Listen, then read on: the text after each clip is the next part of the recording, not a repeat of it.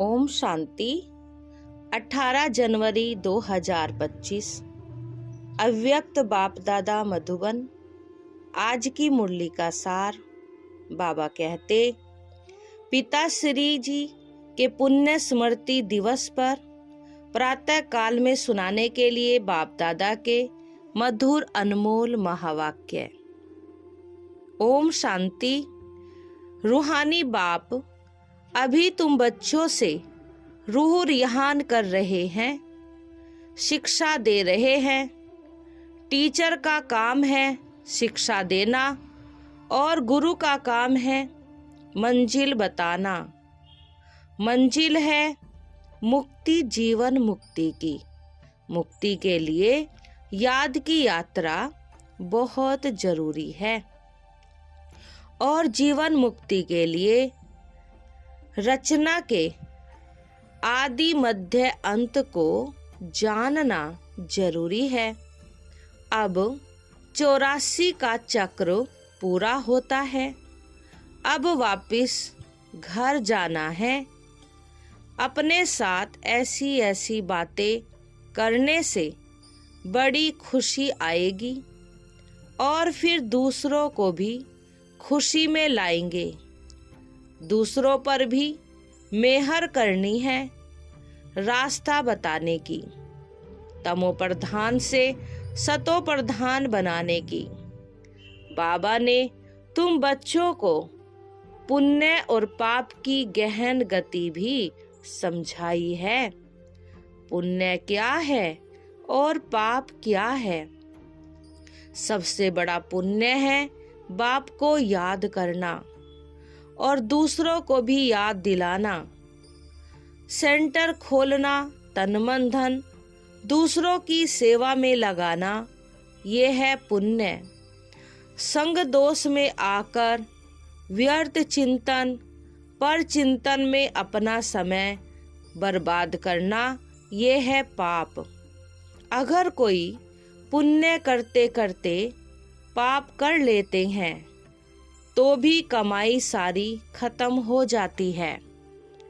जो कुछ भी पुण्य किया वो सब खत्म हो जाता है, फिर जमा के बदले ना हो जाता है।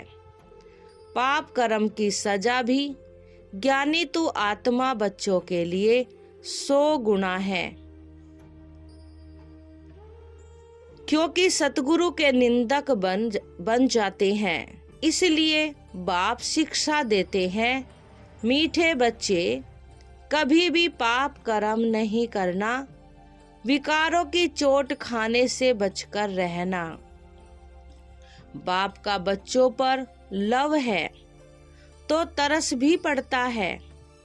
बाप अनुभव सुनाते हैं। जब एकांत में बैठते हैं तो पहले अनन्य बच्चे याद आते हैं, भले विलायत में हैं अथवा कहाँ भी हैं। कोई अच्छा सर्विसेबल बच्चा शरीर छोड़ जाता है तो उनकी आत्मा को भी याद कर सर्च लाइट देते हैं। ये तुम बच्चे जानते हो, यहाँ 2 बत्तियां हैं।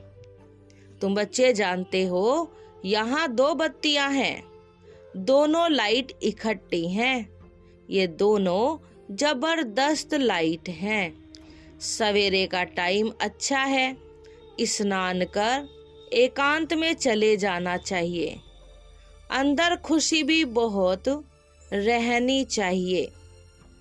बेहद का बाप बैठ बच्चों को समझाते हैं।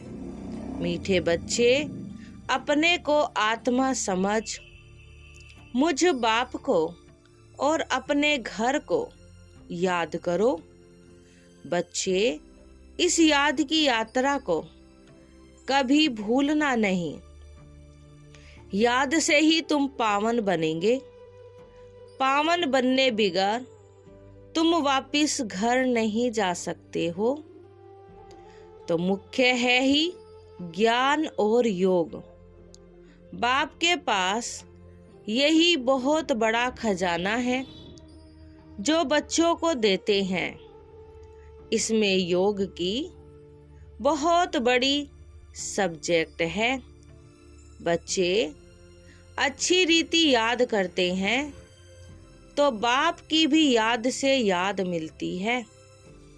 याद से बच्चे बाप को खींचते हैं।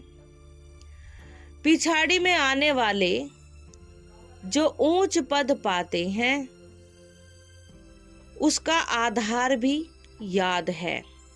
वो कोशिश करते हैं, कहते हैं ना बाबा रहम करो, कृपा करो। इसमें भी मुख्य चाहिए याद। याद से ही करंट मिलती रहेगी। इससे आत्मा हेल्दी बनती है, भरपूर हो जाती है। कोई समय बाप को किसी बच्चे को करंट देनी होती है तो नींद भी फिट जाती है। ये फुरना लगा रहता है कि फलाने को करंट देनी है।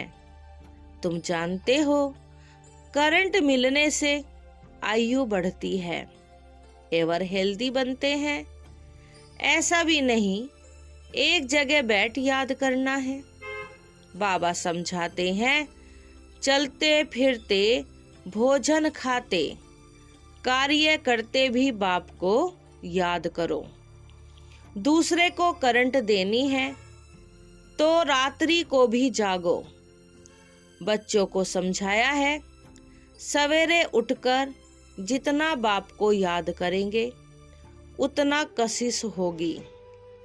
बाप भी सर्च लाइट देंगे। आत्मा को याद करना अर्थात सर्च लाइट देना। फिर इसको कृपा कहो या आशीर्वाद कहो। वरदान है, 1000 भुजा वाले ब्रह्मा बाप के साथ का निरंतर अनुभव करने वाले सच्चे स्नेही भव। भावार्थ है, वर्तमान समय 1000 भुजा वाले ब्रह्मा बाप के रूप का पाठ चल रहा है। जैसे आत्मा के बिना भुजा कुछ नहीं कर सकती, वैसे बाप दादा के बिना भुजा रूपी बच्चे कुछ नहीं कर सकते। हर कार्य में पहले बाप का सहयोग है। जब तक स्थापना का पाठ है तब तक बाप दादा बच्चों के हर संकल्प और सेकंड में साथ साथ है।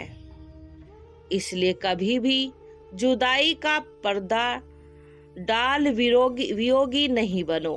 इसलिए कभी भी जुदाई का पर्दा डाल वियोगी नहीं बनो।